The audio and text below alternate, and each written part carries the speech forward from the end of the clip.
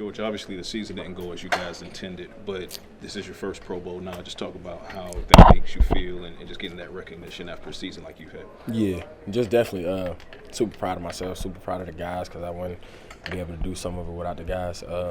Like you said, we ain't finished where we wanted to finish, but all we can do is just, wake up the next day and keep going. How validating is it to come into this situation after all that's been said, the narrative that's been spun against you coming out of Pittsburgh, to not only have the breakout season that you had, but ultimately, from an individual standpoint, to then get that recognition as one of the best in the league? Nah, for sure. I definitely say refreshing for me as far as like new year. It's a new year coming up. When I came in this year, I was new to this team, got to know the guys. It's just all a new thing for me, so super refreshing as the year, closes up. And as it closes up, how important is it to stop the 3-game slide and end on a positive note? Super important. That's why I was like, that's one of the parts of waking up and being where your feet are, because I feel like if you handle that first, then we can kind of go into these games with a winning mindset. A lot of guys go to the Pro Bowl and want to pick the brains of other guys that they leave with. Is that something that you'd like to do? And who are some of the guys you want to just pick their brains on? I really know a lot of the guys. It's my first one, so I wouldn't necessarily know, but definitely just kick it with them, try to connect with them outside of football. Do you feel that even though CD missed a few games, given what he was able to do, still breaking the 1,000-yard mark and for the 5th consecutive season, do you feel like it was a bit of a snub to have him not in the Pro Bowl? Or he definitely my guy, so I'm always say he should have been in there. But like I said, you can only control what you can control. Like you said, he missed a few games. That's probably what they was thinking. But me personally, I definitely think he should have been in there. When do you start thinking contract offseason? In the offseason. You were the offseason? Yeah. Does this Pro Bowl season make the money go up? It definitely improves as far as like a career.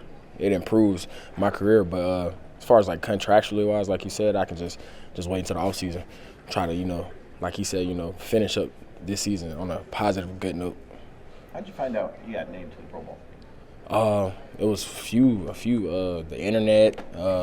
Last night my agent called me. That was one of the first guys I talked to, and then I didn't post anything. I just waited to see how they were going to send me the stuff like that. So really word of mouth per usual.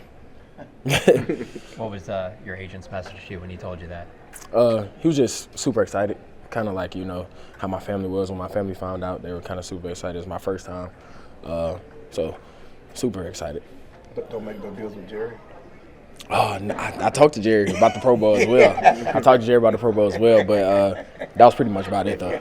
He was just, like I said, super excited as well. Congratulations. Does the success you've had this year and the Pro Bowl nomination now being here versus elsewhere make you maybe entice you to stick around here further after this season? Definitely, like I always said, the guys here, I feel like, and you can't get, and that's why I always say that, because you cannot get that everywhere. I kind of been at other places, top 30 visits when I was coming out in pre-draft. The guys here is just, and the culture here is just a little different. What did Jerry say to you about the Pro Bowl? He was just, like I said, he was just super, happy. One of the first times, like I said, in my career, so super happy for me. You obviously played Thursday night games on several occasions. Let's talk about the challenge of playing a noon game. Yeah, a noon game, like you said. I think we just had one, but this is on Thursday, so just come out, kind of already have your gears shifting. And when it's an early game like that, kind of like this last game, you want to wake up in the daytime. Let's go and get up and let's get to the flow of things. What's it like being able to go to the Pro Bowl with Dak, with your quarterback, and what does it say about the connection you two have built just in your first year together? Super explosive. I feel like that's one of the biggest things. When you look back on this year, even though it's not over, just look at the explosive plays that me, him, CD, Flo, everybody produced on offense. Javonte. The touchdown on Sunday, did you show you had extra gear? I mean, it seemed like, Yeah, I'll probably say that. A little speed on me. You dropped it down a little bit. Yeah, a little speed on me, man.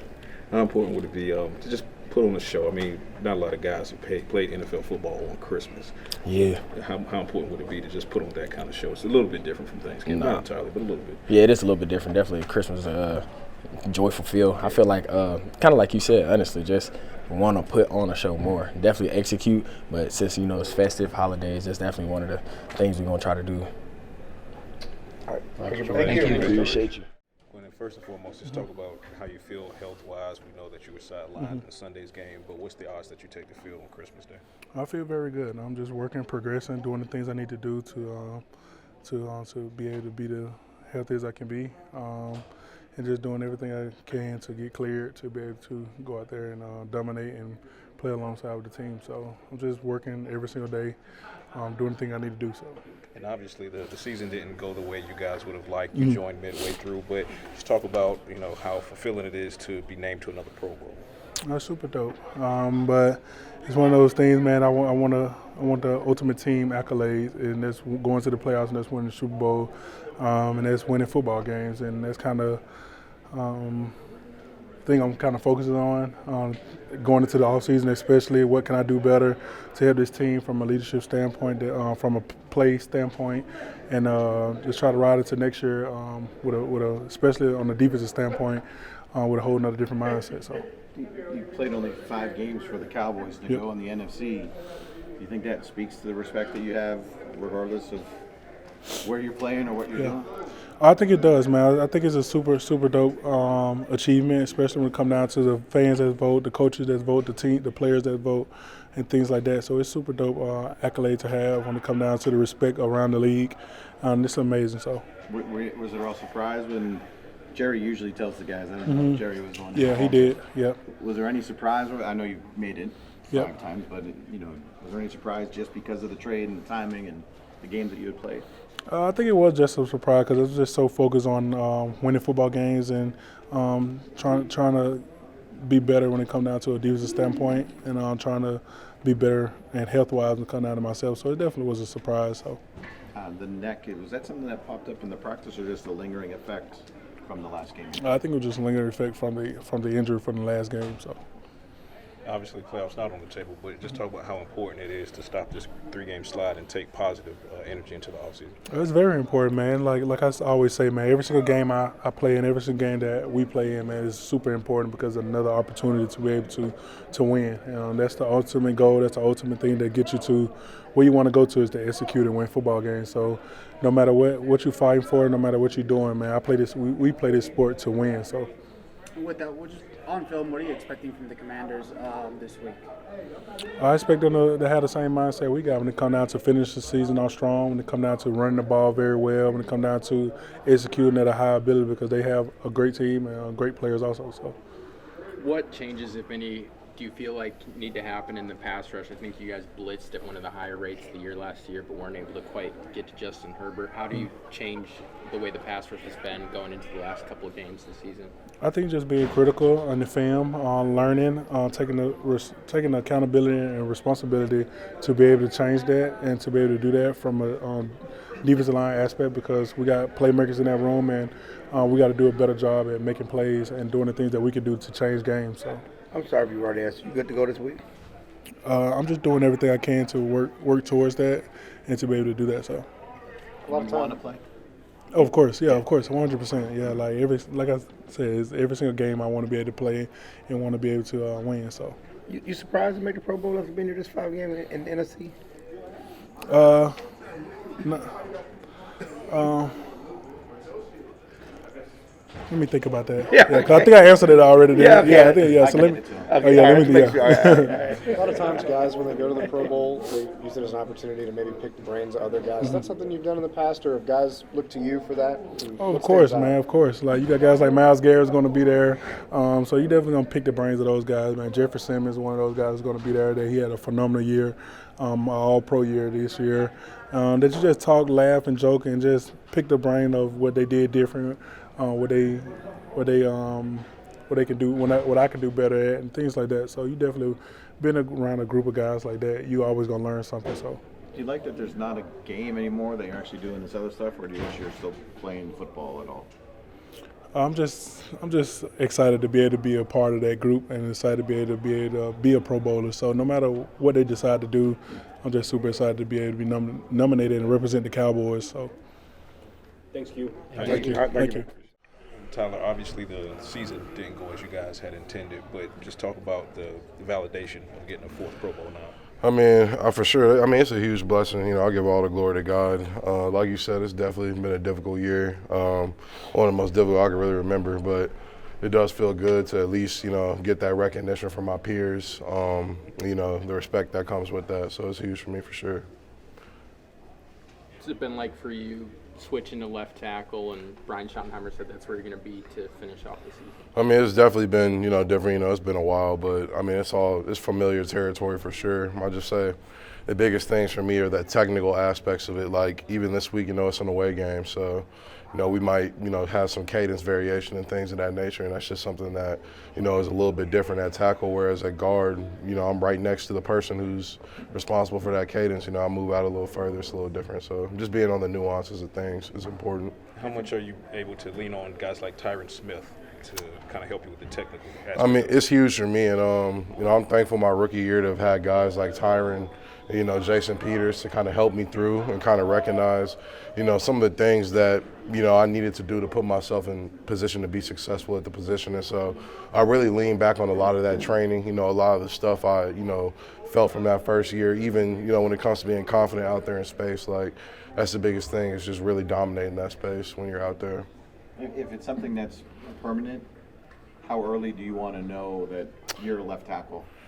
I mean, as soon as possible, I would hope. But does it change your off-season training, or you got to? I mean, honestly, my mindset is going to be the same. This off-season, I'll be playing guard, and so I train like a guard. I'm playing tackle, so it is what it is. But we'll have those conversations. We have those conversations. I'm really not letting my mind get too far ahead of that. Like I said, I know this is something we're doing for the rest of the season, and in my mind, that's just what it is for the rest of the season. So, Would you mind? I mean, do you have a preference? I mean, bro, I'm an all-pro guard, bro. You feel me? Yeah. That's the simple truth, that we're just looking at stuff purely off facts. So we'll see what happens. I'll have those conversations. We have those conversations and kind of see where everybody's head is at. What makes you better in those tight quarters in your eyes? I mean, I'm a strong guy. Obviously, I think I'm strong. I feel like a lot of the strengths that I have as a player, are very good for me at the guard position. And then, I think I've had great vets around me, at the guard and tackle position. And I think that's really helped me be successful at both. But, I mean, I really just think, my strength and a variety of other things help me when I'm inside. You're a guy that's been around Dak for a while now, and he came back from the injury that he had last year. What do you think of the season that he's had? I mean, it's been amazing, bro. And I think it's just a testament to his hard work, his dedication. When he got injured, he was constantly attacking the rehabilitation process and things of that nature. Ultimately, he's the player we always known him to be. He's dominant. He comes out every week. He's a leader.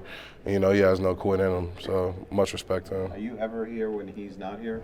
Yeah, sometimes. Funny enough, The clip came out from Hard Knocks about Dak getting in front of the room and asking you guys to help contribute to this. What does that mean to you, being in the position that you are, to be able to contribute to those guys, to help you guys out so much? I mean, it's huge for me. And, I'll say it again, I'm really thankful to God, for my circumstances. And it feels good to be able to give back to our support staff as well. I mean, they do a lot of work. They put in a lot of extra hours for us. They help me with my specific needs. And so, to be in a position to just give them a little extra during the holidays is it's a blessing for me. And I hope, it's a blessing for them as well. Anybody cheap? You say anybody cheap? Anybody cheap? That's what Dak said, don't be cheap. Don't be cheap? Well, sure, he should say that, shouldn't he? Right? I don't know of anybody who's cheap, and I won't put anybody under the bus like that. You being a native of the area, and there's so much talk about it, 30 years since the last Super Bowl. How much do you feel that and get frustrated by that? I know you've only been here a few years, and that's not on you, but as somebody who knows the history. I mean, for me, and, maybe it's a little bit selfish, a little bit more personal, I've never won a championship in anything. I haven't won a championship in high school, not college, and so, every year I come out here, every year, I put in work is to be a champion. And so, you can nix the last 30 years. My mom was a Saints fan anyway, so I haven't really been, really been tripping about that. But, I feel like, winning is about what's important now. And I think, I want to win now. I've been across the room, with Hall of Famers, guys who have played this sport at the highest level, and they still haven't won. So it's not just about me. It's not just about one person. It was ultimately about us as a team. And so, I think our sense of urgency is extreme. It's like right now, bro. I mean, you can't play football forever. You only get so many, bites at the apple. And so, I think we need to win now. So many guys use the Pro Bowl as an opportunity to pick the brains of other guys. Have you done that in the past when you've gone and have guys come up to you looking for advice? I mean, I do talk to people. I'll ask about certain things. Sometimes dudes are a little weird. Like, everybody's kind of like a savant in their own way when it comes to football. And so, like, I'll ask what I ask, but at the same time, I'm extremely confident in my brand of football. And so, like, I think that's the most important thing. But, if I'm comfortable enough with a guy and, like, if it's a guy I have a lot of respect for, which most of them I do, like, I'll definitely ask them questions for sure. Who are some of those guys?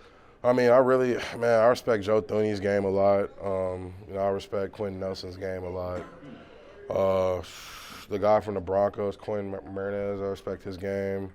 Eric McCoy, he was there last year. I don't know if he'll be there this year, but all those guys. I spoke to all those guys, Panay, Tristan Wirfs, like all those guys. I've been around them, so I have a lot of respect for their game. Obviously, like there are some different cases there. Like Tristan's a big dude. I'm not as big as Tristan, so I'm probably not gonna do what Tristan does all the time. But there are things I can take from his game and kind of apply to mine for sure. All right, thanks, Tyler. All right.